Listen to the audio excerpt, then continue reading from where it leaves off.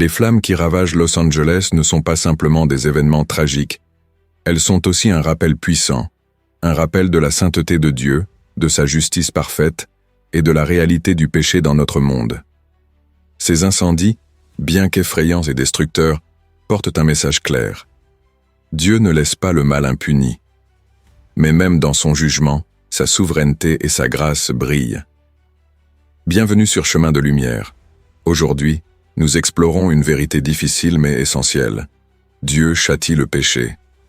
Ces incendies, bien plus qu'un accident naturel, nous rappellent que Dieu est souverain dans ses choix, qu'il utilise tout pour accomplir sa volonté parfaite.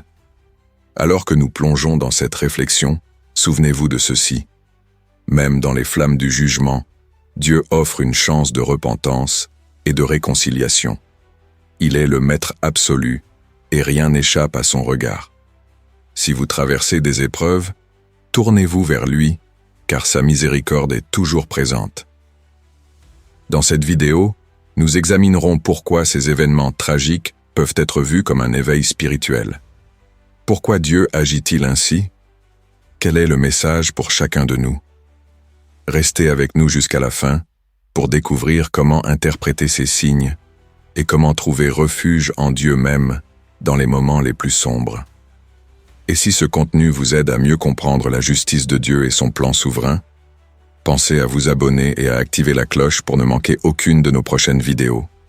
Ensemble, cherchons la lumière et la vérité, même dans les tempêtes.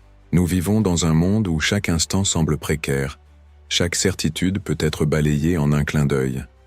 Tout ce que nous construisons, tout ce que nous amassons, finit par s'éroder. Les maisons que nous habitons, si solides en apparence, ne sont que des refuges temporaires. Un incendie, un tremblement de terre, une inondation suffisent à nous rappeler que la matière est aussi fragile que la vie elle-même. Nos possessions, nos carrières, nos projets, autant de choses que nous croyons immuables, peuvent disparaître du jour au lendemain. Le caractère temporaire de ce monde n'est pas seulement une question de vulnérabilité matérielle. Il touche aussi à notre existence propre. Chacun de nous vit avec une date de début et une date de fin.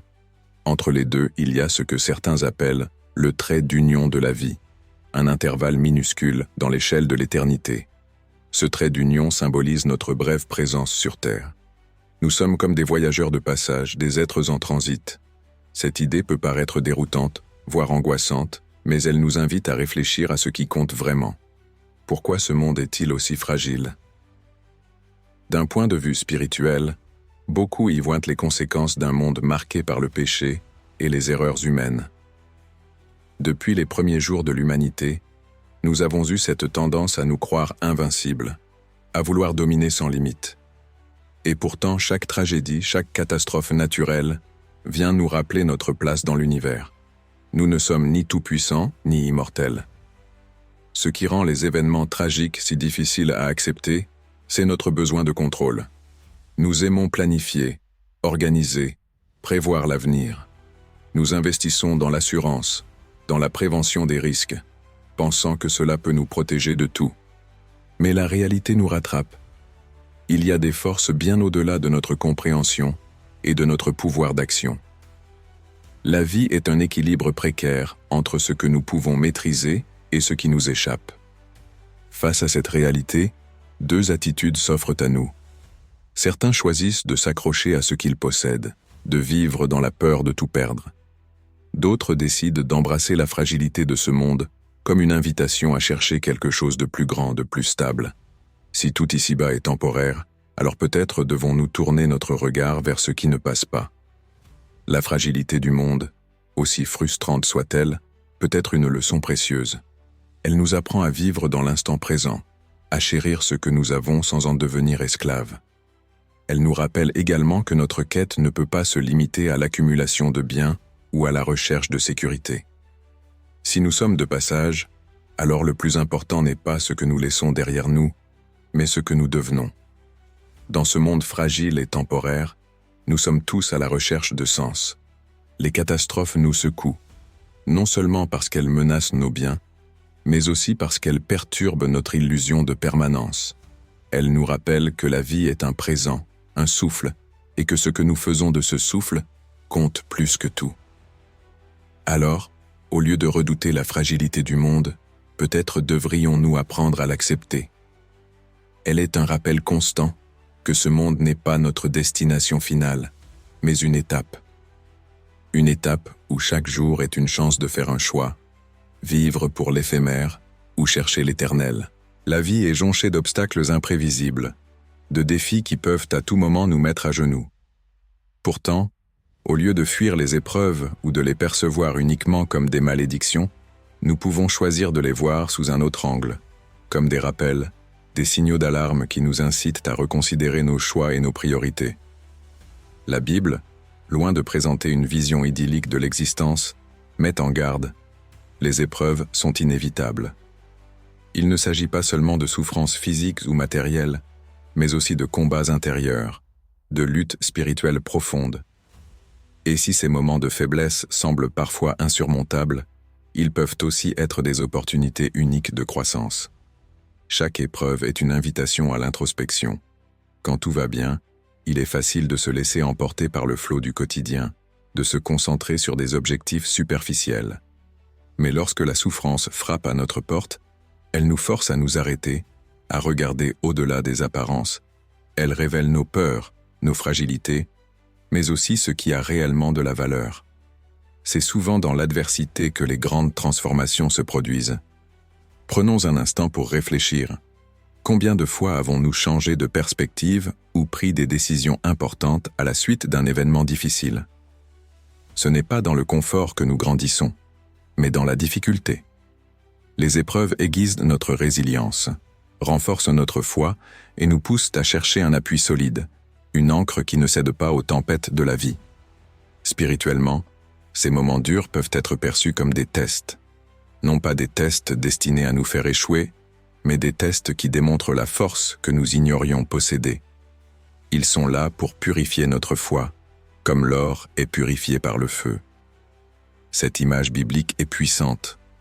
Le feu, bien qu'il puisse brûler, a aussi le pouvoir de raffiner, d'éliminer les impuretés et de laisser apparaître une matière plus pure, plus précieuse.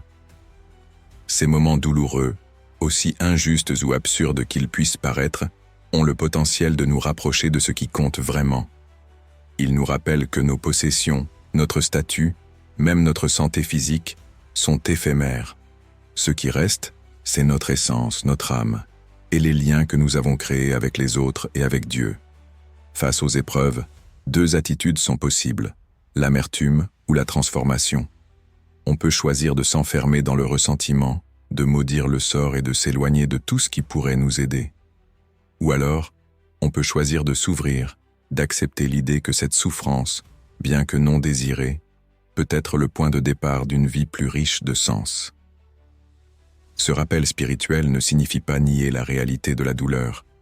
La souffrance est bien réelle, et il serait vain de prétendre le contraire. Mais elle n'a pas besoin d'être la fin de l'histoire. Au contraire, elle peut être le début d'une nouvelle façon de vivre, où l'on cesse de chercher la sécurité dans les choses temporaires pour la trouver dans une réalité éternelle. Ainsi, lorsque les épreuves surviennent, elles nous tendent un miroir. Elles nous demandent « Sur quoi as-tu bâti ta vie? Sur du sable mouvant ou sur un roc inébranlable ?» Cette question, bien qu'inconfortable, peut être la clé d'une existence transformée. Dans ce monde où tout semble temporaire et fragile, il existe une chose que chacun de nous possède, le libre arbitre. Ce cadeau divin nous place face à une responsabilité immense, mais aussi face à une liberté inestimable. Nous avons la capacité de choisir notre chemin, un privilège qui nous distingue et nous offre la possibilité de modeler notre destin. Ce choix n'est pas anodin. Il ne se résume pas à de simples décisions quotidiennes, mais englobe l'orientation profonde de notre vie. Allons-nous vivre pour ce qui est éphémère ou pour ce qui est éternel? Le libre arbitre nous permet d'aimer, de pardonner, de construire des liens sincères avec les autres. Il nous donne la capacité de créer, d'imaginer un avenir meilleur. Mais il comporte aussi un revers, celui de l'erreur, du doute, de l'échec. Chaque jour, nous sommes confrontés à des choix qui, cumulés, finissent par définir qui nous sommes. Il est facile de se laisser absorber par les préoccupations matérielles, par la quête incessante de confort et de sécurité. Pourtant, au fond de nous, une question subsiste. Que faisons-nous de ce temps limité? La vie nous offre une multitude de distractions. Elles peuvent être agréables, mais elles risquent de nous éloigner de l'essentiel. Chaque moment passé à courir derrière des choses superficielles est un instant que nous ne récupérerons jamais. C'est là que réside toute l'importance du libre arbitre. Il nous invite à réfléchir, à choisir en conscience, à nous demander si nous voulons être des acteurs passifs de notre existence ou en devenir les architectes. Choisir la lumière, c'est opter pour une vie guidée par des valeurs qui transcendent le temps. C'est chercher à donner un sens profond à nos actions, à vivre en accord avec ce que nous savons être juste. C'est choisir d'aimer malgré la peur de souffrir, de pardonner malgré la douleur de la trahison, de persévérer malgré les obstacles. La lumière représente tout ce qui élève l'âme, tout ce qui nous pousse à nous rapprocher de Dieu et des autres. En revanche, choisir les ténèbres, c'est se laisser dominer par la peur, la colère, le désespoir. C'est vivre dans l'illusion que nous pouvons tout contrôler, tout posséder, sans jamais répondre à l'appel de notre âme. Les ténèbres ne sont pas seulement synonymes de mal, elles représentent aussi l'absence de choix réel, la fuite devant la responsabilité que nous avons envers nous-mêmes et envers le monde. Ce que nous faisons de notre libre arbitre détermine la qualité de notre existence, mais aussi son impact sur ceux qui nous entourent. Chaque choix, même le plus petit, est une brique que nous posons dans la construction de notre vie. Lorsque nous choisissons la lumière, nous créons quelque chose qui nous survit, des relations, des souvenirs, un héritage moral. Lorsque nous choisissons les ténèbres, nous risquons de tout détruire, y compris ce que nous avons de plus précieux. Il n'y a pas de neutralité dans ce choix. Ne pas choisir, c'est déjà prendre une décision, celle de laisser le courant nous emporter. Mais nous ne sommes pas faits pour être des spectateurs de notre propre vie. Nous avons été créés pour devenir des acteurs conscients, des êtres capables de transcender leurs conditions et de poursuivre une quête plus grande que leur propre personne. Alors, que faisons-nous de ce temps limité qui nous est accordé? Allons-nous vivre uniquement pour ce monde, avec ses plaisirs passagers et ses illusions de permanence? Ou allons-nous choisir de bâtir quelque chose de plus grand, de plus durable? Le libre arbitre nous donne cette possibilité unique de choisir entre la lumière et les ténèbres.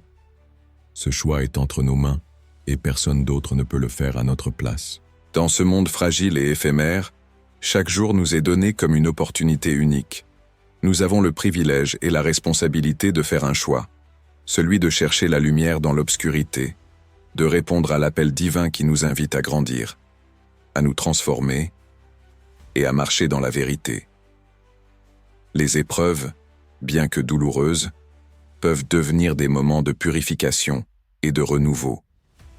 Les défis de la vie ne sont pas là pour nous briser, mais pour nous pousser à regarder au-delà des apparences, à repenser nos priorités et à nous rapprocher de Dieu. Mais cela dépend du chemin que nous choisissons. La lumière ou les ténèbres, la vérité ou l'illusion. Aujourd'hui, quel choix ferez-vous? Si ce message résonne en vous, si vous sentez un appel à vivre une vie plus profonde et plus significative, n'attendez plus. Tournez-vous vers Dieu, recherchez sa lumière et sa direction. Abandonnez les faux refuges de ce monde et embrassez l'Éternel, car tout ce que nous possédons ici-bas est temporaire. Ce qui reste, ce sont nos âmes, nos actions et l'amour que nous semons. Si vous ressentez le besoin de faire un pas vers cette lumière, de vous reconnecter à la vérité et de redonner un sens profond à votre vie, abonnez-vous à Chemin de Lumière. Activez la cloche pour être averti de nos prochains épisodes. Ensemble, avançons dans la lumière, grandissons dans la foi et transformons nos vies en un témoignage vivant de l'amour et de la justice de Dieu. Le moment de choisir, c'est maintenant.